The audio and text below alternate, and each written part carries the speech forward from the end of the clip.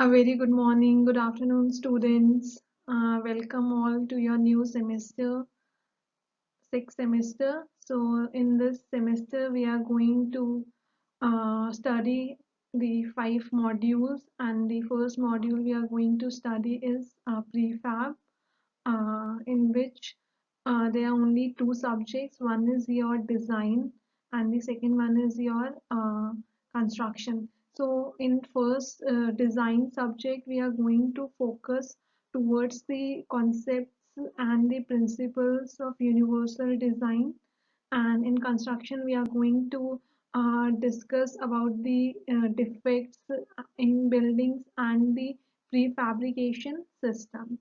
So this presentation I'm going to start is about the basic concepts of universal design.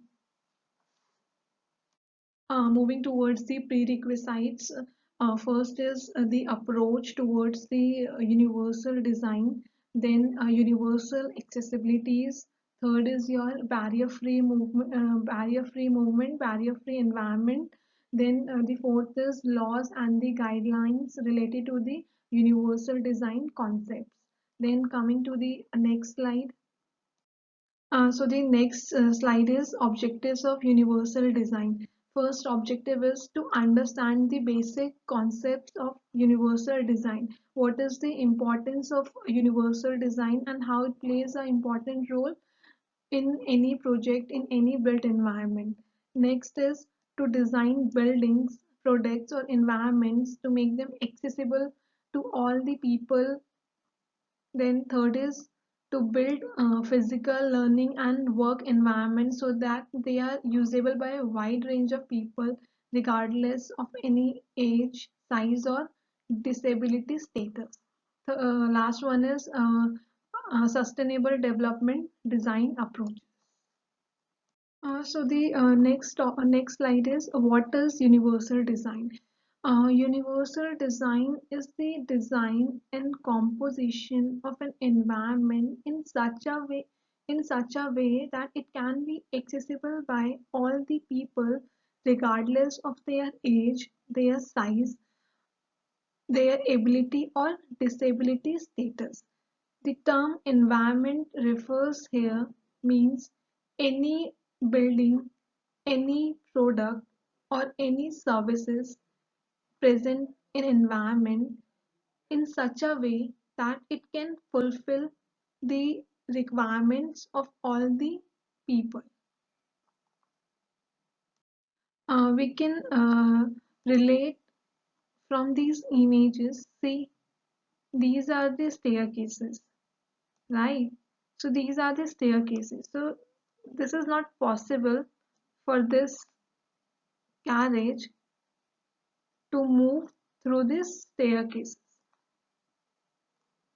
In this the ATM is designed in such a way that it can be accessible by the people who are uh, disabled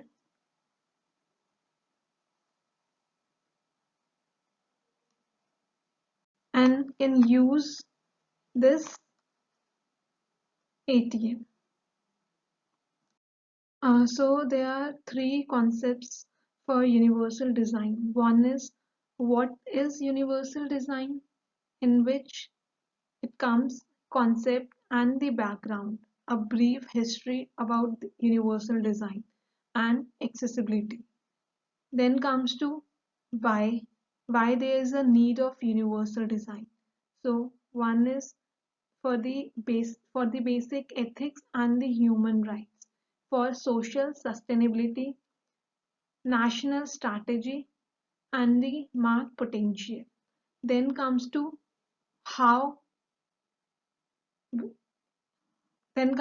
how, which includes design process, the recommendation and the guidelines, and which can be explained through examples. In this image, we can see the effective network, why, recognition network, what, and the strategic network, how. So This why stimulate the interest and the motivation for learning, what stimulate the present information and content in different ways, and this how stimulate the ways that students can express what they know. Then comes to the next slide. Accessibility. So there are two types of accessibility. One is physical accessibility and the second one is your cognitive accessibility. So accessibility is basically a degree to which a product, a device or service or environment is available to any people, to as many people as possible. So physical accessibility includes the availability. It promotes the independent use, flexibility and the possibility for choice. Then comes to the cognitive accessibility. We always came across this cognitive accessibility, uh, uh, which includes the senses, the multi-sense sensorial, which can be easy to understand, learn, and remember. See, they are in malls as well. There are so many malls nowadays in which the accessibility is with respect to the sensory movement. So this comes under the cognitive accessibility. We can see in this image as well. Uh, so this is the physical accessibility which promotes the independent use, right? Then comes to the next slide. Then comes to the what influence how a building is experienced. So there are 4 points which influences a building. One is the feature or the quality of the building itself, the cultural background and the capability of the user, then the environment aspects, in which context it is acting in, then how it is used and what are the tasks that are performed. Then comes to the human abilities. One is the sensory abilities we discuss, which works on the senses such as eyes, ear, touch, taste, smell, and balance. Then physical abilities, which can, which such as speech, manipulation, mobility, strength, and endurance. Then comes to the cognitive abilities, which is such as intellectual, memory, language, and literacy. Then comes to the next slide. Why? Then the next slide is why. Why there is a need for universal design. So at a society level, universal design is based on equality and equal opportunities as values for all. So, this strategy should be linked to plurality, inclusion, and self-respect. So, there are two objectives of universal design, uh, which leads to buildings, products, and solutions that are accessible, usable, and attractive to most of the people, despite the diversity in capabilities and abilities. Then it is a way of thinking and overall methodology for the design process. We can see in these images as well.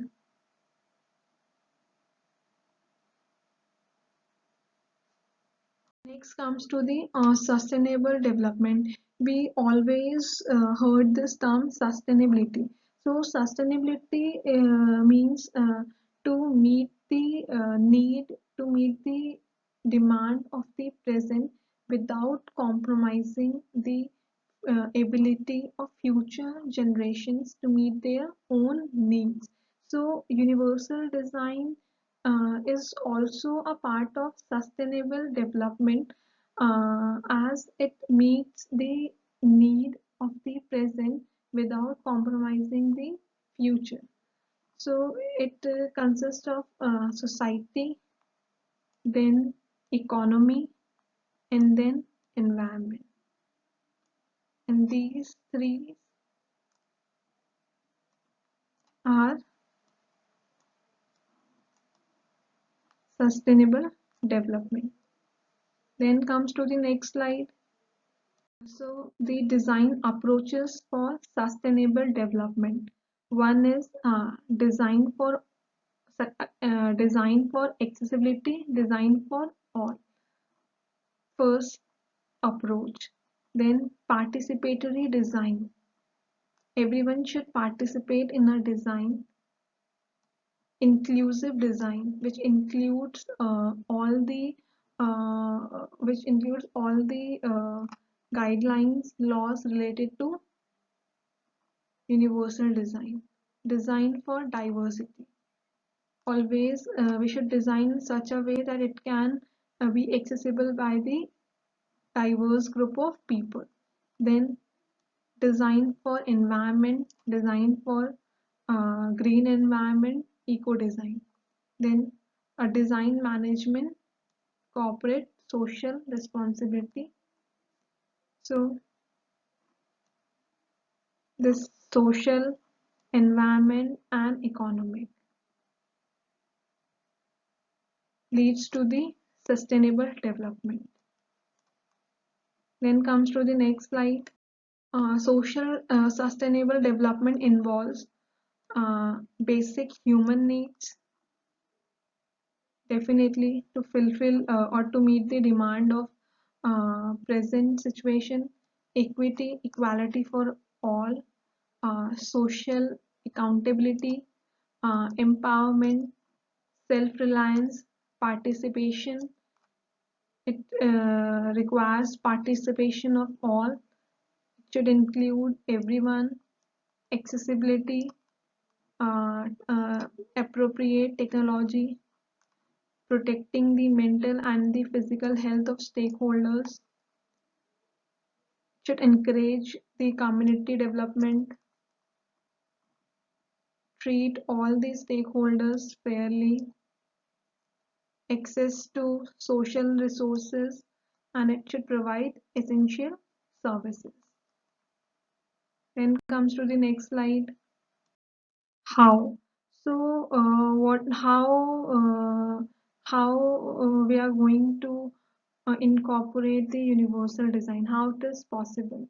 So, the strategy of the future aims to enable all the people to have equal opportunities to participate in every aspect of society, irrespective of any factors, cognitive, physical, or socio-cultural. So the process of universal design includes 8 steps. One, to identify the application, to define the universe, to involve consumers, adopt the guidelines or the standards, then to apply all these guidelines or standards, then plan for accommodation, train and support, and then the evaluation. The next slide is about the approach towards universal design.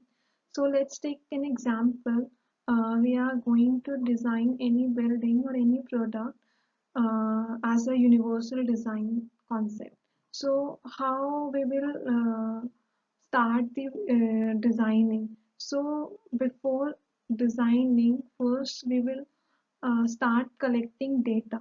We will start observing the basic requirement or basic needs every for every people. Then we will take a usability test of any space, any product. Then we will conduct, might be we will conduct some interviews and debate for the same with every age group, with every people irrespective of disability or ability factor. Then after doing all this research, after doing all this data collection, observation, usability test, interview and debate, we came to a conclusion okay, for this person I need that much of space, for that person I need that much of space, for this age group I need this much of space. So after doing all this research, we will come to a conclusion, we will come to a, guideline or to a standard ki okay, let's take this much of XYZ space or this much of height, whatever, which will be accessible by all the people, whether irrespective of any age or irrespective of any disability. Okay, so then we will come to the cooperative design and how, and this is how we will execute this design. So we are going to design without, design for everyone, design with, design by user engagement, right? So the approaches are the use of the product, the user interface and interaction, the process used to develop the product. This is the process. Then this is your user interface and interaction. Then the capability of any organization to apply this design strategy. So this is how we are going to incorporate universal design approaches. Then comes to the next slide. So this image, this diagram shows a typical development stage. At each stage, there are number of inclusive design activities that can be added to create a more people-centered approach. So by adapting all these design process, we can come come towards a design for all user groups. For example, let's say these are four stages. One is to explore, then to focus, then how to develop, and then how to deliver. So in this explore, the activity one is to understand the context and the research process. In always in stage one, first we study about the context, the surroundings, and the research for the given project. Then we focus towards the basic needs, basic requirements of the user group and the map insights. Then we will translate the research, the requirements to develop the built environment to develop the any product, and then we will deliver the product, and we always conduct a small survey as a user feedback for the same. Then this is all about the stages we discussed the previous slide. Then comes to the next slide.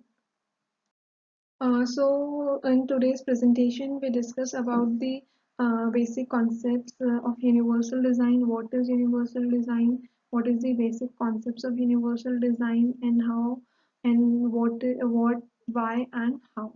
So for today's assignment, you have to prepare an assignment on the given topics. One is the goals of universal design, then the barrier, second is the barrier free concept, And the third is laws and policies related to accessibility or universal design. Just make a notes on these topics, or you can make a presentation. I have no issues. We will discuss this assignment in your next class. And um, this one is your last slide for references. You can take references from these sites if you want to study the universal design in detail. You can go through with these sites for the case studies and for guidelines and laws. So that is all for today's presentation. We'll discuss about the principles of universal design in next class with some case studies and examples. So that this is all for today's class. We'll see you guys in next class. Bye.